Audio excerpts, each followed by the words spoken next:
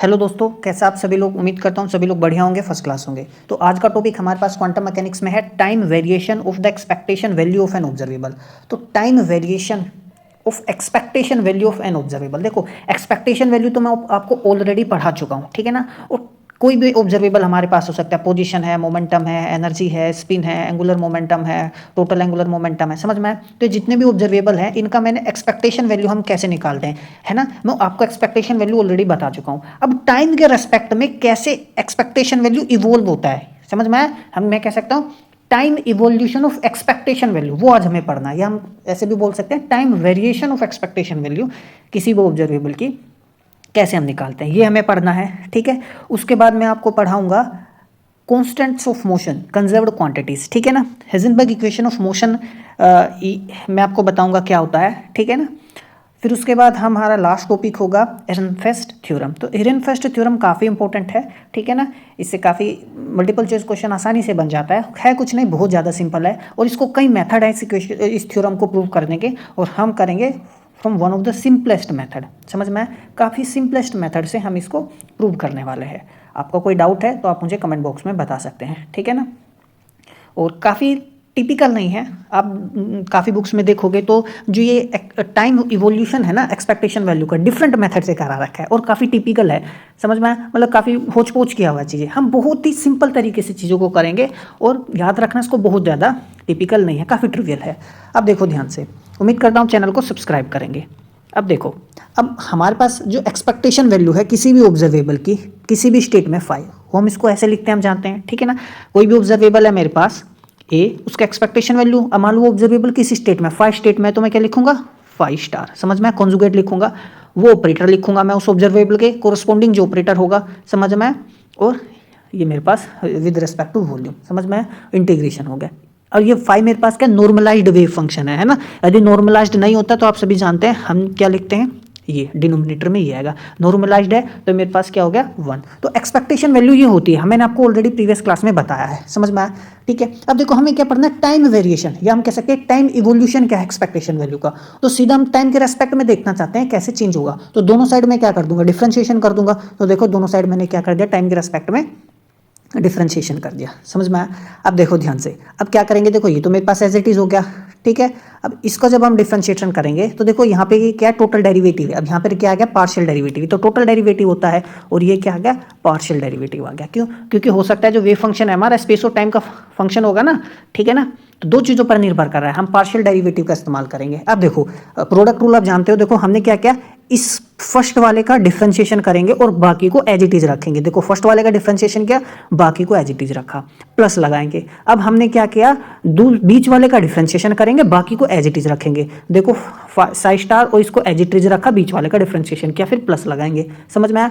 अब फिर हम थर्ड वाले का डिफरेंशिएशन करेंगे, देखो थर्ड वाले का डिफरेंशिएशन किया और बाकी दो को हमने क्या रखा, एज इट इज रखा, समझ में आया। एक ऑर्डर मेंटेन करके हमने डिफरेंशिएशन कर दिया। अब प्रोडक्ट रूल है, भली बात ही जानते होंगे, ठीक है, अपने 10th क्लास में पढ़ा होगा, 12th में सॉरी, ठीक है। अब बात करें यदि स्क्रोडिंजर इक्वेशन की, देखो अब हम क्या करेंगे, स्क्रोडिंजर इक्वेशन की मदद लेंगे। तो from the time dependent Schrödinger equation and it's complex conjugate, तो यही तो होती है हमारे पास। मैं देखो यहाँ पे फिर से लिख देता हूँ, i H cut del by del t phi, है ना। तो स्क्रोडिंजर इक्वेशन मेरे पास क्या होती है, minus H cut square upon में 2m del square phi plus के वी फाई, समझ में आया। और मैं यहाँ पे देखो इसको मैं एज इट इज इसको क्या लिखता हूँ मैं, डेल स्क्वायर प्लस के वी, ठीक है। ये मेरे पास फाई, तो देखो ये तो मेरे पास एच आ गया, तो I H cut del phi by del T is equal to H cap, ये हैमिल्टोनियन हो गया फाई। तो सिर्फ ये मेरे पास क्या है, स्क्रोडिंजर इक्वेशन ही तो है। और इसका मैं जब कॉन्जुगेट करूंगा तो देखो यहाँ माइनस आ जाएगा, साई स्टार यहाँ पे आ जाएगा और यहाँ पर साई स्टार आ गया, समझ में आया, ये कॉन्जुगेट हो गया। अब बहुत ज़्यादा टिपिकल कुछ नहीं है। अब देखो मैंने ये क्यों किया, क्योंकि देखो del psi by del T मैं कहाँ से निकालूंगा, यहाँ से। देखो minus I H cut N S के नीचे चला जाएगा। अब देखो ध्यान से, -1 upon I H cut psi star H cap, देखो साई स्टार एच कैप आ गया, समझ में आया। अब देखो ये जो ए कैप फाई बचा है, ये मैंने यहाँ पे एज इट इज लिख लिया, प्लस लगाऊंगा। अब देखो psi star del A by del T phi, ये टर्म मैंने पूरी की पूरी देखो यहाँ पे एज इट इज रख ली, समझ में आया।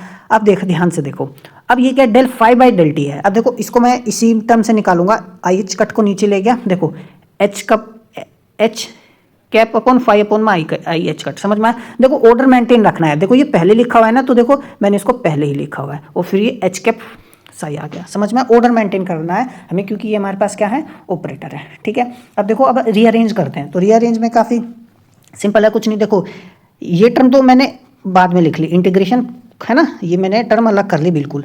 अब देखो ये ए कैप एच कैप है ना, ए कैप एच कैप। देखो A cap H cap minus ये क्या, H cap A cap minus H cap A cap. देखो माइनस है ना, यहाँ पे ऑर्डर मेंटेन रखा मैंने, समझ में आया। और ये देखो साई स्टार और ये फाई है ना, देखो साई स्टार और ये फाई, समझ में आया। काफ़ी टिपिकल नहीं है, काफ़ी सिंपल है। अब देखो A cap H cap minus H cap A को हम क्या लिखते हैं सीधे, सिंपली मेरे पास ये तो कम्यूटेटर हो गया, तो ये कोई ऑब्जर्वेबल हो गया, यहाँ पे कोई हैमिल्टोनियन हो गया। अब ये ऑब्जर्वेबल कुछ भी हो सकता है। अब देखो पोजीशन ऑपरेटर की फॉर्म में ऐसे हो सकता है, मोमेंटम हो सकता है, समझ में आया, ठीक है ना, एंगुलर मोमेंटम हो सकता है, ठीक है, कुछ भी हो सकता है ये मेरे पास जो है।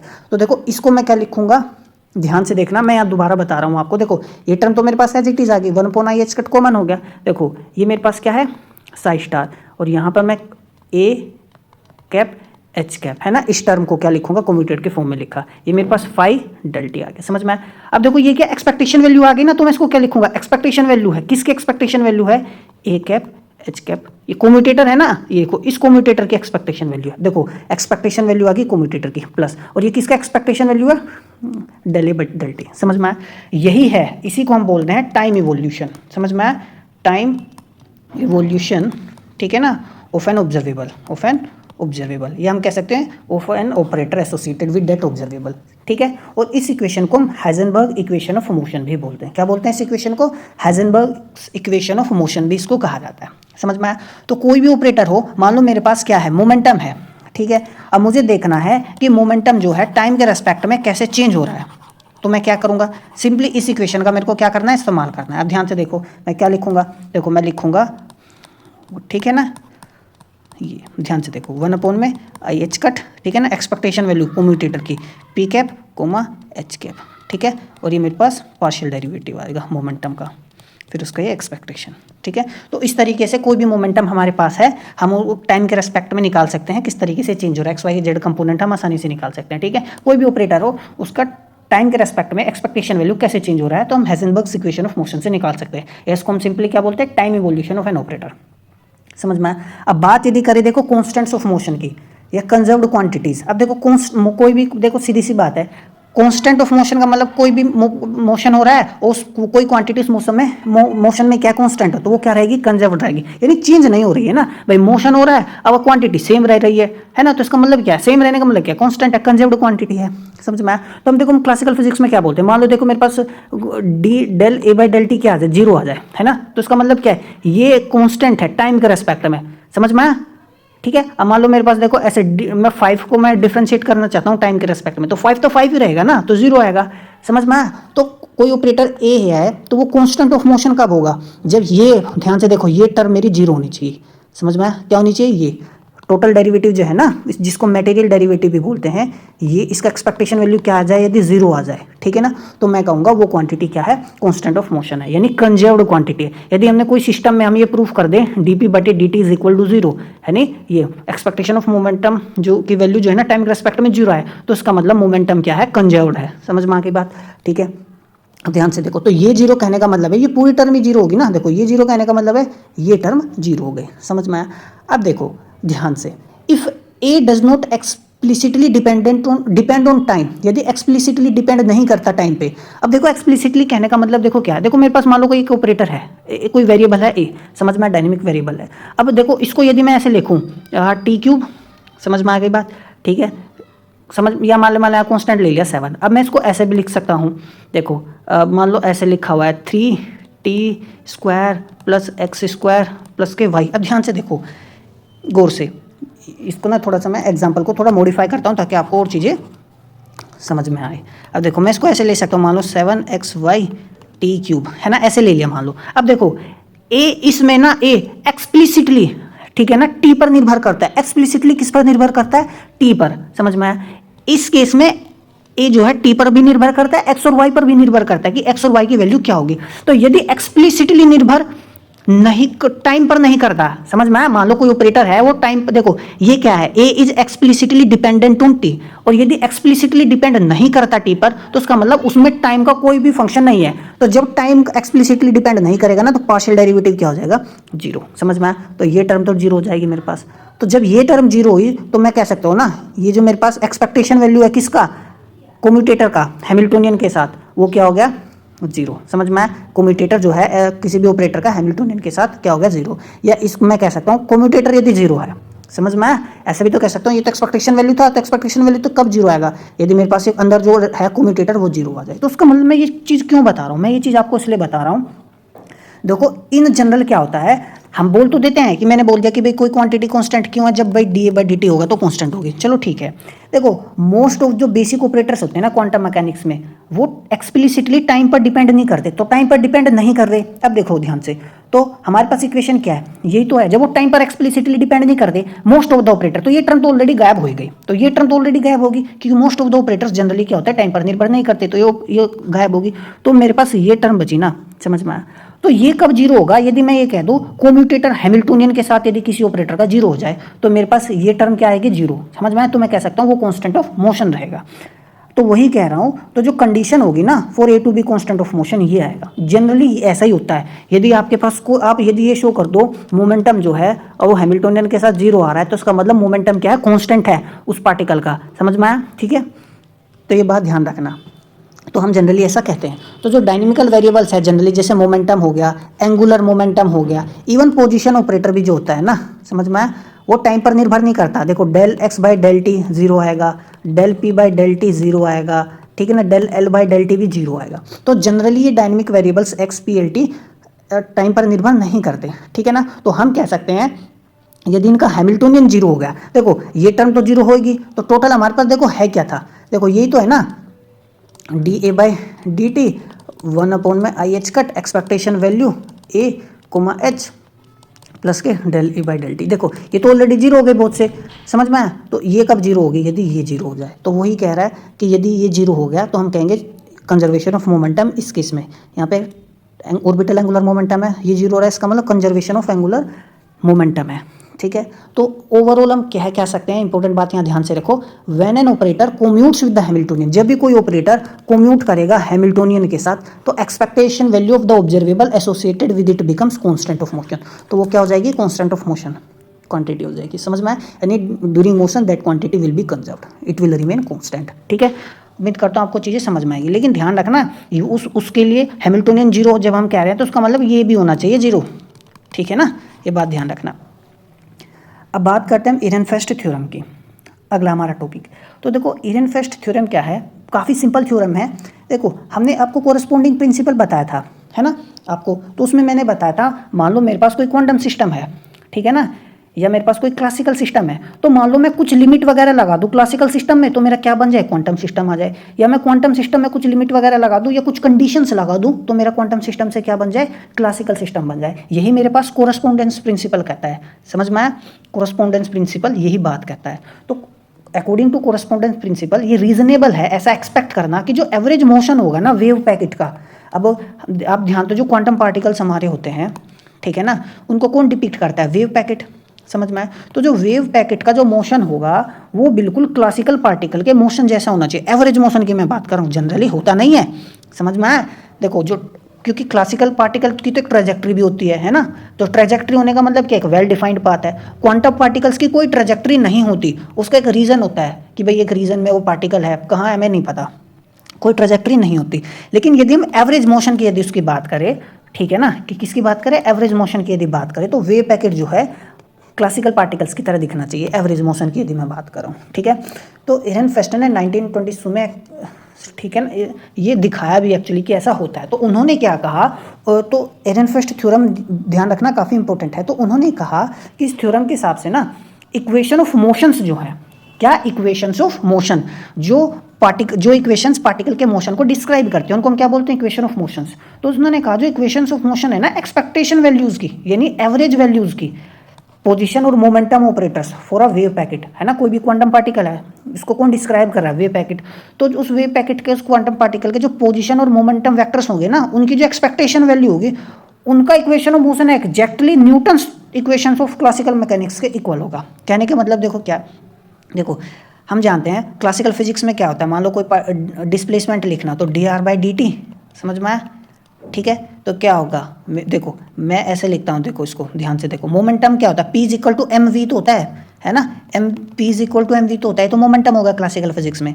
तो यही चीज़, ये इसको मैं ऐसे लिख लिया, v को dr/dt लिख लिया, तो इसको एक्सपेक्टेशन वैल्यू क्वांटम मैकेनिक्स में देखो इसको ऐसा लिखा जाएगा कोरस्पोंडिंग प्रिंसिपल के हिसाब से, expectation value of position operator, expectation value of momentum, m को मैंने नीचे लिख लिया, या इधर लिख लो, बात एक ही है, समझ में आया। तो ये चीज़ है, तो ये आ गया, ठीक है। अब देखो जैसे हमारे पास फोर्स क्या होता है, ठीक है ना, force is equal to minus के डेल वी तो होता है जनरली, या मैं एक वेरिएबल में लिखूं तो इसको मैं डेल वाई अपॉन में del X del V upon में डेल एक्स लिख सकता हूँ। तो एक क्लासिकल फिजिक्स में है। क्वांटम फिजिक्स में देखो क्या लिखेंगे, तो देखो एफ को मैं मोमेंटम के टर्म्स में डी बी बटे में डी टी लिख लिया, समझ में, और इसकी एक्सपेक्टेशन वैल्यू निकाला, और यहाँ पर एक्सपेक्टेशन वैल्यू इसकी आ गई, चेंज इन पोटेंशियल एनर्जी, समझ में, ठीक है। तो यही है हमारे पास एरेनफेस्ट थ्योरम, ठीक है।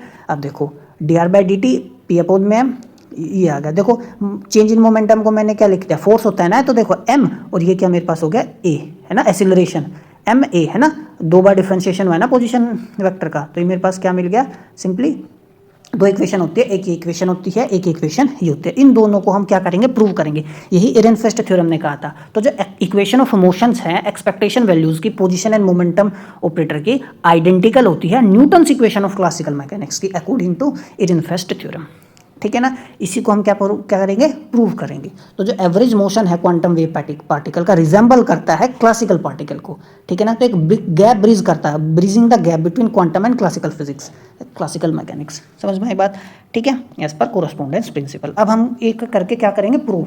तो देखो हम 1 डायमेंशनल मोशन लेके मैं प्रूफ करूंगा, थोड़ा आसान पड़ेगा हम लोगों के लिए। और जैसे मैं इसको एक डायमेंशन में लिखना चाहूँगा तो मैं क्या लिखूंगा इसको जनरली, है ना, ये तो लिखूंगा, ठीक है, समझ में आ गई बात। तो यही है, तो I am equation of motion for change in position vector, ये पोजीशन ऑपरेटर, ठीक है ना, एक्सपेक्टेशन वैल्यू वो करेंगे पहली इक्वेशन। तो देखो ये हम जानते हैं, हमने ऊपर पढ़ा है, कोई भी ऑपरेटर है तो टाइम के रेस्पेक्ट में वो कैसे चेंज होता है, ये, ठीक है, ये हमने अभी ऊपर पढ़ा है। तो हम क्या करते हैं, अब अपने ऑपरेटर को मान लेते हैं पोजीशन ऑपरेटर है, तो यहाँ मैं पोजीशन ऑपरेटर रखूंगा, और जो पोजीशन ऑपरेटर होता है explicitly does not depend on time, तो टाइम पर निर्भर नहीं कर रहा, तो ये टर्म क्या आएगी, जीरो, यानी ये टर्म तो जीरो हो जाएगी। तो मेरे पास देखो क्या बचेगा, ध्यान से देखो, तो एक ही जगह मैं क्या लिख लिया, x is equal to 1 upon में आई एच कट, समझ में आया, देखो एक ही जगह क्या लिखा, x। अब देखो ये इसके बाद क्या सिंपली ये लिखा है, देखो 1 अपॉन में आई एच कट, ठीक है ना। अब देखो x कैप हो गया, देखो h कैप को क्या लिखा है मैंने, ध्यान से देखो, p स्क्वायर अपॉन में 2m प्लस के v x कोमा t, ठीक है। अब ये मोमेंटम मेरे x डायरेक्शन में ही है, देखो ये मैंने यहाँ पे h का वैल्यू लिखा है और कुछ नहीं। अब आप ध्यान से देखो, तो जो मेरे पास x, देखो और तो मेरे पास सारे जो y कंपोनेंट होंगे वो तो सारे जीरो हो जाएंगे, है ना, समझ में आया मैं क्या क्या, ओ सॉरी, मेरे पास देखो मैं इसको थोड़ा ना आपको थोड़ा ब्रॉड कर देता हूँ ताकि आपको चीज़ें समझ में आए। अब ध्यान से देखो, मेरे पास ये x है कोमा, अब गौर से देखना है आपको, ये जो p स्क्वायर, क्योंकि देखो x कंपोनेंट लिया है ना मैं, तो ये भी मैं इसको ऐसे तो लिखूंगा एक तरीके से 1/2m प्लस के x comma v X T, समझ में आया, देखो तोड़ लिया, x को ना एक बार इसके साथ ले लिया, x को एक बार इसके साथ ले लिया, ठीक है, समझ में आया। अब देखो 1/2m तो कॉमन था ना, बाहर ले लिया, तो x comma P X square का आप जानते होंगे, मैंने आपको ऑलरेडी ये पढ़ाया हुआ है। तो हम क्या करते हैं, x कोमा पी का स्क्वायर है तो उसको हम डिफरेंशिएशन करेंगे, तो हम क्या करेंगे 2, है ना, आई एच कट आता है और पी कैप, देखो पी स्क्वायर का डिफरेंशिएशन क्या होगा 2p होगा, समझ में, ये x कंपोनेंट ही है मेरे पास, ध्यान रखना, मैंने लगाया नहीं लेकिन x कंपोनेंट है, देखो 2 से 2 कट जाएगा, ठीक है ना। तो I H cut p upon में m, तो देखो ये मेरे पास सिंपली इससे क्या मिला है ये, और देखो ये x है, ये भी x का फॉर्म है, दोनों सेम वेरिएबल्स में है, तो ये क्या आएगा 0। आपको मैंने ये सारी चीज़ें ना बता रखी है, ये आपने आँख मीच के इसको सोल्व कर देते, इतना मुझे एक्सप्लेन करने की ज़रूरत नहीं पड़ती यदि आप कम्यूटेटर्स वगैरह आपने जाना होता, क्योंकि मैं ऑलरेडी आपको ये चीज़ें करा चुका हूँ, ठीक है, समझ में आई बात। तो देखो हमारे पास देखो क्या बचा, और अब ध्यान से देखो, तो ये डेल बाय देखो 1 अपॉन में आई एच कट, ठीक है। अब देखो एक्सपेक्टेशन वैल्यू, देखो ये आया क्या मेरे पास, तो सिंपली मेरे पास अंदर क्या बचा, यही तो बचा, ठीक है, समझ में आया? ये जो मैंने निकाला है ये क्या बचा मेरे पास, ये बचा, एच कट से एच कट गया, तो मेरे पास सिंपली एम कॉन्स्टेंट था, ये बाहर लिख लिया, तो मेरे पास ये आ गया, ठीक है ना। तो यहाँ पे देखो एक्चुअली में एक्स आएगा, ठीक है ना, तो ये ध्यान रखना, एक्स कंपोनेंट। तो सिमिलरली हम वाई और जेड के लिए भी यही आ जाएगा हमारे पास, और हम इसको किस फॉर्म में लिख सकते हैं, ऐसे कंबाइन करके लिख सकते हैं, ठीक है। बात यदि हम करें इक्वेशन ऑफ मोशन की फॉर पी डॉट, देखो इसको ना मैं एक और शॉर्ट मेथड से आपको बताऊंगा, काफ़ी टिपिकल नहीं है, काफ़ी सिंपल है, ठीक है ना। अभी ध्यान से देखना, तो एक मैं क्या करूंगा, देखो सिंपली ए की जगह क्या ले लो, पी ले लो, तो हमारे पास इक्वेशन क्या थी, D A by D T is equal to 1 में I H cut expectation value of A comma H plus के ये, ठीक है, ये हमारे पास है। तो देखो पी भी टाइम एक्सप्लिसिटली डिपेंड नहीं करता टाइम पे, तो ये टर्म भी जीरो हो गई, तो मेरे पास क्या बचा, D P x by D T, ठीक है, एक्स कंपोनेंट में ले रहा हूँ, ध्यान रखना। तो 1 में I H cut expectation value किसका, पी एक्स कोमा एच, समझ में आया? अब देखो ये हो गया, देखो पी एक्स तो मैंने लिख लिया यहाँ पे, ठीक है ना, एच मेरे पास ये आ गया। अब देखो मैं इसको ना आपको अलग से सोल्व करके दिखाता हूँ, देखो पी एक्स कोमा, देखो P x x square upon में 2 प्लस के वी, देखो जब मैं पी एक्स को इसके साथ लूँगा, दोनों सेम वेरिएबल्स में आएंगे तो वो तो जीरो हो जाएगा, है ना। तो मैं इसको यदि ऐसे लिखूँ, देखो ये टर्म तो मेरे पास जीरो होगी, तो ये बचा। तो यदि आपने इसको थोड़ा सा भी ध्यान हो, ये मैंने आपको प्रीवियस क्लास में ऑलरेडी बता रखा है कि जो हमारे पास पी एक्स, एक मिनट सॉरी, ये v यदि ऐसा है तो ये किसके क्या है, v है, तो हम डेल v लिखेंगे। ये क्या है, कौन सा वेरिएबल है, x है, तो ये मेरे पास x के रेस्पेक्ट में क्या आ जाएगा, डिफरेंशिएशन आएगा, समझ में आया? तो ये है, तो देखो यहाँ पे मैं आई एच का टोर आएगा, तो सिंपली मेरे पास ये हो गया। ये मैं ऑलरेडी आपको करा चुका हूँ, ठीक है ना। ये कैसे होता है, आप चाहो तो इसको खुद से भी कर सकते हो, आप प्रीवियस क्लासेस में देखोगे तो आप, तो ये छोटी छोटी चीज़ें ना आपको याद होनी चाहिए, क्या होनी चाहिए, याद होनी चाहिए। अब देखो मैं आपको बताता हूँ कैसे, देखो ध्यान से, देखो मान लो ये पी एक्स, ये मान लो एक्स की फॉर्म में एक्स ही होता है, ये तो ये तो हम जानते हैं आई एच कट आता है ना, समझ में, माइनस का आई एच कट होगा ना, ये तो आप जानते हो। एक्स कोमा पी होता तो आई एच कट आता, ठीक है। अब यदि ये मान लो यहाँ देखो, इसको मैं ऐसे भी तो लिख सकता था, डेल एक्स बटे में डेल एक्स से, समझ में, यहाँ वी है तो यहाँ पे क्या आ गया, वी आ गया, ठीक है। तो मेरे पास सिंपली ये आ गया, हम वैल्यू रख देंगे, ठीक है ना। एक्सपेक्टेशन वैल्यू अलग गया है ना बाहर, ये तो मैंने सोल्व कर लिया, तो एक्सपेक्टेशन वैल्यू का सिंबल मैंने यहाँ लगा दिया। सिमिलरली हम वाई कंपोनेंट के लिए और जेड कंपोनेंट के लिए लिख सकते हैं, और ये मेरे पास क्या हो गया, कंबाइंड करके हमने लिख लिया, समझ में आई बात। तो जो एर्नेस्ट थ्योरम है क्या शो कर दिया, क्वांटम मैकेनिकल एक्सपेक्टेशन वैल्यू बता रहा, पोजीशन और मोमेंटम की किस तरीके से इवॉल्व होती है according to classical equations of motion, ठीक है। तो एक तो ये हो गया। अब ध्यान से यदि आप देखो तो एक और बेस्ट तरीका है इनको सोल्व करने का, तो क्या आपको ना कुछ नहीं करना, बस देखो सबसे पहले मैं आपको फर्स्ट इक्वेशन सोल्व करके बता रहा हूँ आपको एक, ठीक है ना।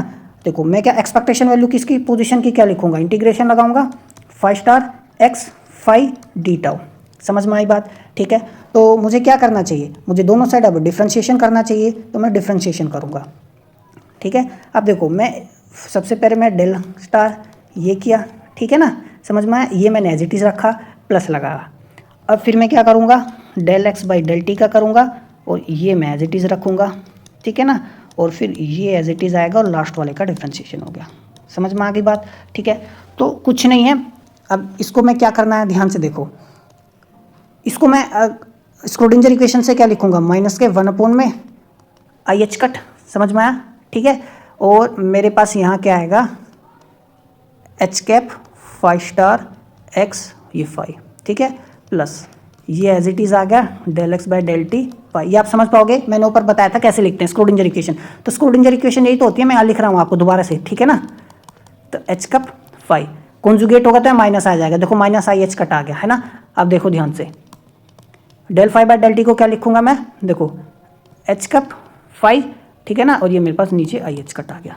अब ध्यान से देखो, यदि आप समझ पा रहे होगे तो मैं क्या कर रहा हूँ, देखो आई एच कट कॉमन ले लो, 1 में आई एच कट कॉमन ले लिया, ठीक है। देखो यहाँ पे एक्स, देखो 5 स्टार, ठीक है ना, एक्स कैप एच कैप, ये माइनस में क्या है मेरे पास, एच कैप एक्स, समझ में आया, ठीक है, ये लिखा, ठीक है। अब मैं इसको डेल टी और फिर ये टर्म ले लेता हूँ, तो आप देख पाओगे, तो मैं अलग से भी इसको प्रूफ कर लिया मैंने, है ना। देखो ये टर्म तो क्या होगी, जीरो होगी, क्योंकि del X by del T क्या होता है, जीरो होता है, क्योंकि टाइम पर पोजीशन निर्भर नहीं करता। तो मैं इसको 1 में आई एच कट, ठीक है। तो ये मैं एक्सपेक्टेशन वैल्यू लिखूंगा यहाँ X comma H phi T T, समझ में आई बात। तो ये मेरे पास 1 में आई एच कट, तो ये क्या गई, एक्सपेक्टेशन वैल्यू आ गई किसकी, एक्स कोमा एच कट की, ठीक है ना। तो एक ये भी तरीका है इसको सोल्व करने का, आपको फिर ना टाइम इवोल्यूशन ऑफ ऑपरेटर वाला नहीं करना पड़ेगा, सेम मेथड ही है, कुछ नहीं। आप एक्स कोमा एच का यहाँ पर क्या कर दो, सोल्व कर दो, सिंपली वैल्यू लिखो, आपको आंसर मिल जाएगा, ठीक है ना। इसी तरीके से आप मोमेंटम का भी कर सकते हो। तो ये था हमारा आज का लेक्चर, मिलते हैं अगले लेक्चर में, तब तक पढ़ते रहिए, नमस्कार।